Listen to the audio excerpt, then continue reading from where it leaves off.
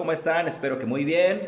Soy el profe Pollo y el día de hoy les traigo 5 sugerencias y orientaciones para elaborar sus fichas de aprendizaje en casa o el plan de actividades para aprender en casa.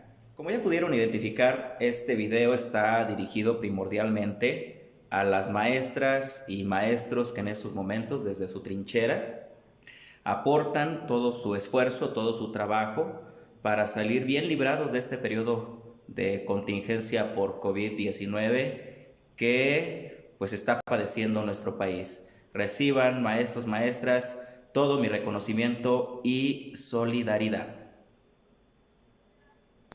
En estos momentos de contingencia ha sido una tendencia generalizada de los docentes la manifestación de diversas dudas acerca de cómo continuar el trabajo pedagógico y de aprendizaje de los alumnos en casa. Lo hacemos a través de la elaboración de una serie de instrumentos, la mayoría de ellos autoadministrables, que los alumnos desarrollan en casa. Uno de ellos, el más popular, es la ficha de aprendizaje en casa, o bien, si lo prefieren llamar, como el plan de actividades para aprender en casa. Les voy a compartir 5 grandes orientaciones o sugerencias que los pueden ayudar a elaborar su trabajo de manera más efectiva. Como primera etapa, cuando nosotros vamos a elaborar nuestra ficha de aprendizaje en casa, el paso primordial que tenemos que realizar previo al diseño de las actividades tiene que ver con la selección de los aprendizajes esperados, considerados fundamentales para que los alumnos aprendan en casa. ¿Y de dónde los obtengo? ¿De dónde los selecciono? ¿De dónde los saco? Pues obviamente el lugar privilegiado para encontrar estos aprendizajes es el plan y programas de estudio de cada asignatura, grado o nivel según corresponda. Al seleccionarlos, tenemos que tomar en consideración el momento en el que comenzó a interrumpirse el trabajo cotidiano en las escuelas. Es decir, en dónde me quedé yo trabajando con los alumnos cuando comenzó el periodo de contingencia. Ese sería un aspecto muy importante a recuperar, dado que de alguna manera las primeras semanas del diseño de estas actividades, muchos docentes optaron por proponer situaciones de repaso, situaciones lúdicas, situaciones de convivencia, actividades que tenían que ver con la propia investigación acerca del momento que estábamos viviendo. Sin embargo, si queremos que este periodo de aprendizaje en casa sea verdaderamente efectivo, tenemos que partir sobre la base de que debemos continuar con el trabajo académico en casa. Y la mejor opción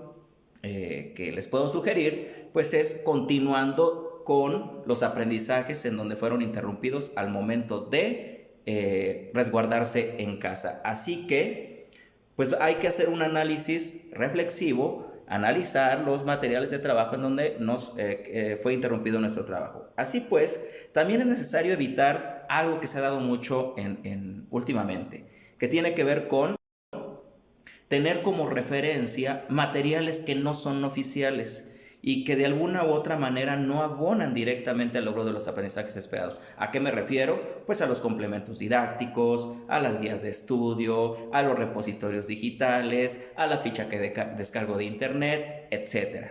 Si bien estos pueden ser elementos complementarios valiosos, no hay más elemento para recuperar de valía que la misma experiencia que ya tenía el docente que está frente al grupo.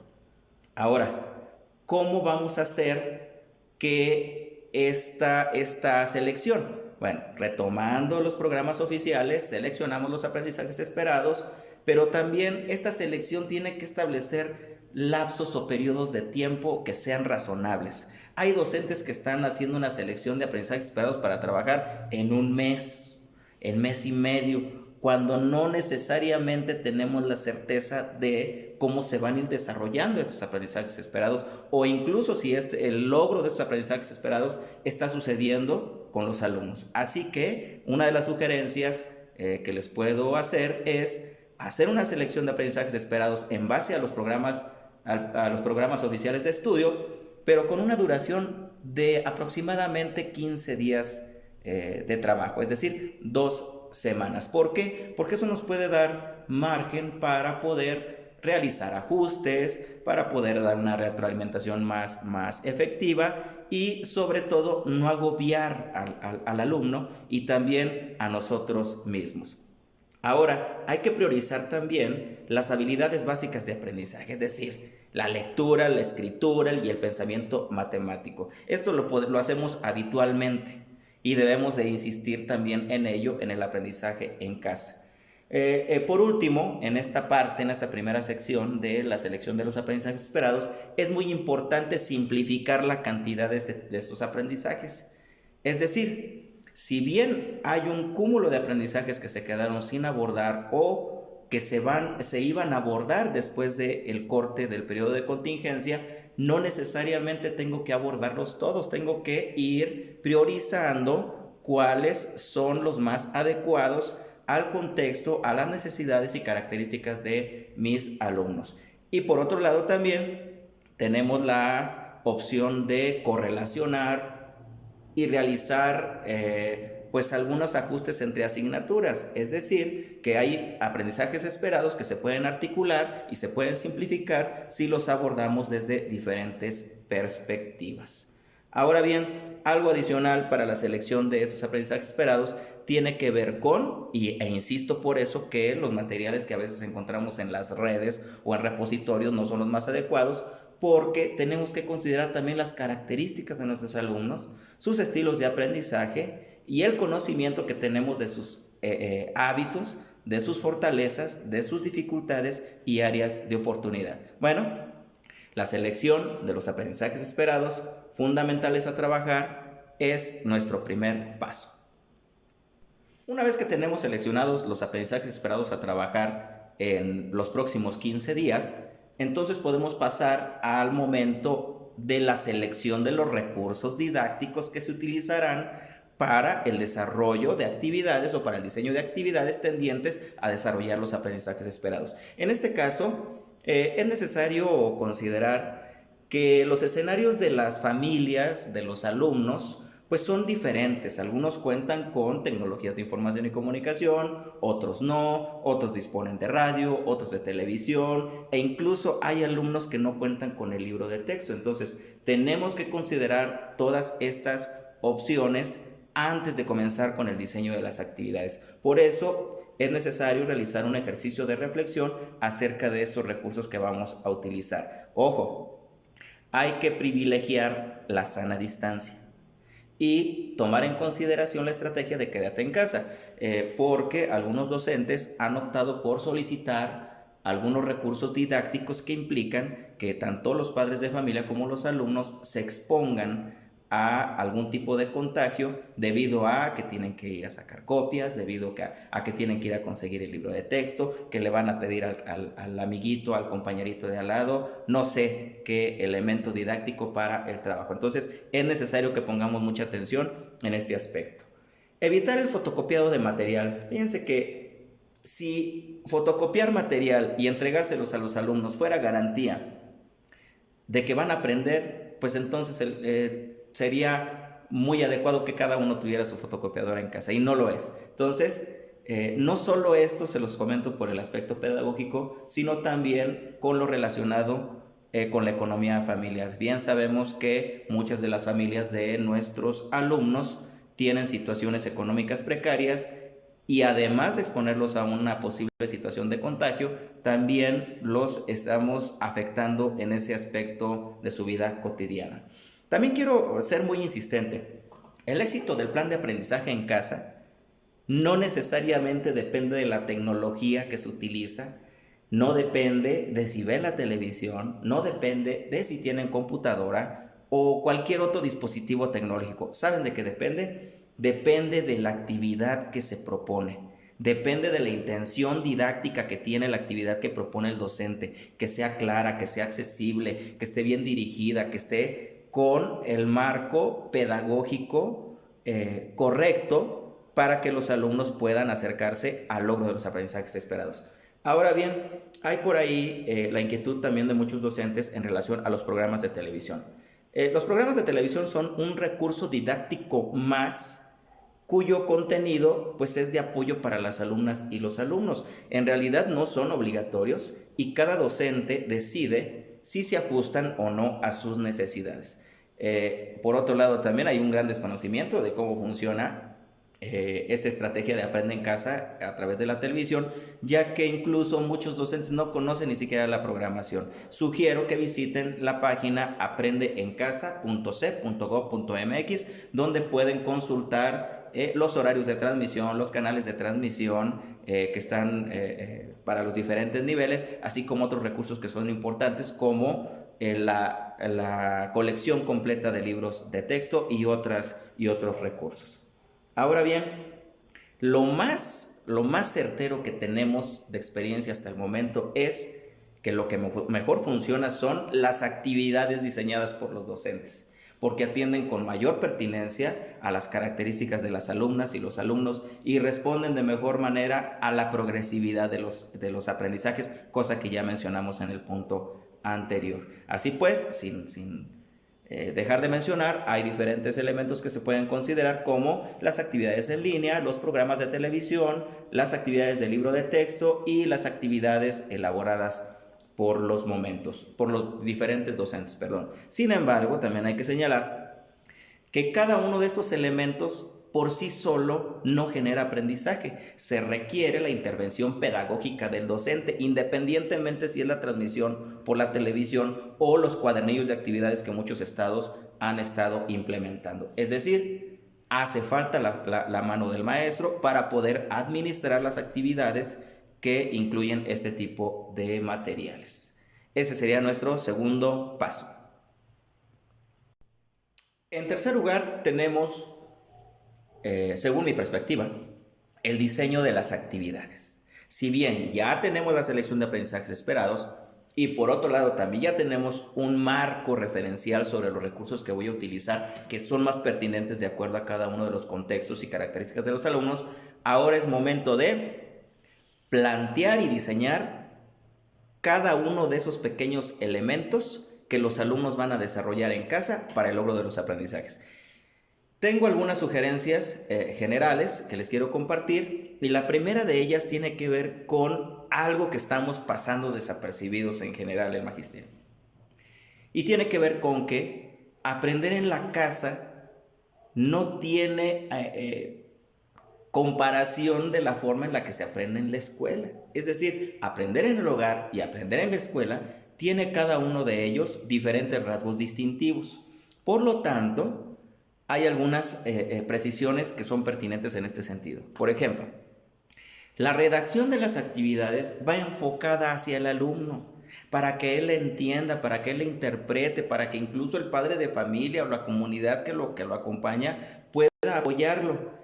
Es decir, que no son para el maestro. Muchas de las fichas de actividades que yo he tenido la oportunidad de revisar o he tenido la oportunidad de apoyar a algunos maestros, son una lista de actividades que, si bien pueden aportar elementos para que los alumnos desarrollen actividades en casa, son más bien dirigidas hacia el mismo docente. Es decir, el docente les está proporcionando a los alumnos la planeación de él, y no es el sentido de las fichas de aprendizaje en casa.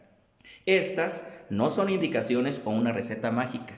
Deben de ser agradables, del interés del alumno, de acuerdo al nivel y al grado que cursan, y tener una organización sencilla y práctica. Además, una intención que le quede clara al alumno.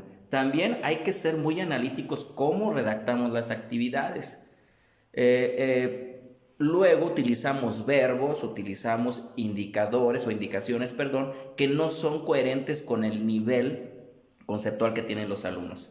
Ante esta situación, pues hay diferentes marcos de actuación, como por ejemplo la taxonomía de Bloom, que nos indica diferentes niveles de conceptualización que nos pueden ser útiles al momento de elaborar nuestras actividades. También no es una lista de aprendizajes esperados que los alumnos por sí solos tienen que desarrollar. He visto fichas reales en donde la ficha consiste en la selección escrita de todos los aprendizajes y proporcionadas a los alumnos. ¿Qué hace el alumno? ¿Cómo las entiende? ¿Cómo las opera? Entonces, hay que tenerlo bien claro. La redacción tiene que estar en función del alumno, sus necesidades, su nivel y también el acompañamiento de los integrantes de la casa. Por ejemplo, estoy refiriéndome al nivel de preescolar y los grados iniciales de primaria. Así bien, pues no se realizan en función de la facilidad del docente, sino para apoyar a los alumnos. Esto ya lo había mencionado, pero hay que insistirlo y insistirlo. No deben de ser exhaustivas o manejar un cronograma como el que se desarrolla en las clases cotidianas. Lo más viable que hayan encontrado algunos maestros al inicio de este periodo fue manejarles un cronograma muy cerrado de horarios en el cual ponían, por ejemplo, de 8 a 9 matemáticas, de 9 a 10 español, de 10 a 11, etc. O sea, no están considerando que los alumnos están en sus casas, que están sin muchos de los elementos que tenemos en la escuela y sobre todo del acompañamiento directo del docente. Entonces, evitar ser tan cerrados en el establecimiento de este tipo de cronogramas. Hay que manejar los momentos metodológicos universales, que ya sabemos, inicio, desarrollo y cierre, y mejorar la estructuración de las actividades. Fíjense que esto es importante porque le facilita mucho al docente también darle seguimiento. Es decir, hay que estructurar el desarrollo de las actividades diarias con una estructura que sea similar para todos los días y para todas las asignaturas. Es decir, establecer momentos metodológicos de tal manera que cuando yo le dé retroalimentación al alumno, le pueda decir, oye, José Manuel, en la sección número 3 de la ficha de español tienes este tipo de detalle. Así el alumno, o en este caso el padre de familia que puede apoyar al alumno, identifica claramente que estamos refiriéndonos a la sección 3. En caso contrario, cuando desarrollamos una sola lista de actividades, no sabemos a dónde dirigirnos o sería más difícil pedirle al alumno y hacerle una retroalimentación también en el sentido del desarrollo de la actividad. ¿Qué sugiero? Esta sugerencia, esa consideración también de cada uno de ustedes, que tiene que ver con cuánto dura, cuántas actividades, con qué periodo de duración. Son como diferentes interrogantes que nos planteamos, ¿no? Yo sugiero que las actividades se desarrollen en máximo 1 o 2 horas. Pero vamos a aclarar este punto. Es decir, actividad de español de 1 a 2 horas de duración máximo. Eso no quiere decir que en un solo día solamente pueda haber español. Eso queda también a consideración y valoración de cada uno de los docentes, dado su conocimiento, insisto, también de los hábitos de estudio de sus alumnos. Si tenemos indicadores que pues nos dicen que los alumnos tienen algún tipo de dificultad para establecer hábitos de estudio específicos, pues no los voy a atiborrar de actividades porque no me las van a desarrollar todas. Tengo que ir mediando entre lo que es posible y lo que yo les envío. Entonces, insisto, 1 o 2 horas de duración para una misma actividad o de un solo tema, y eso no implica que en el mismo día puedan desarrollar actividades de diferentes temas. El plan, realizarse de manera semanal, pero con una administración diaria. Es decir, yo puedo hacer como docente mi plan o mi ficha semanal, sin embargo la voy administrando diariamente con los alumnos. ¿Qué pasa cuando los maestros envían su ficha para 15 días de trabajo? Pues es extremadamente difícil para los alumnos interpretar y ejecutar y elaborar las actividades de cada uno de los días, además de que tiene también situaciones para el docente. ¿Cómo las va a revisar? ¿Cómo las va a retroalimentar?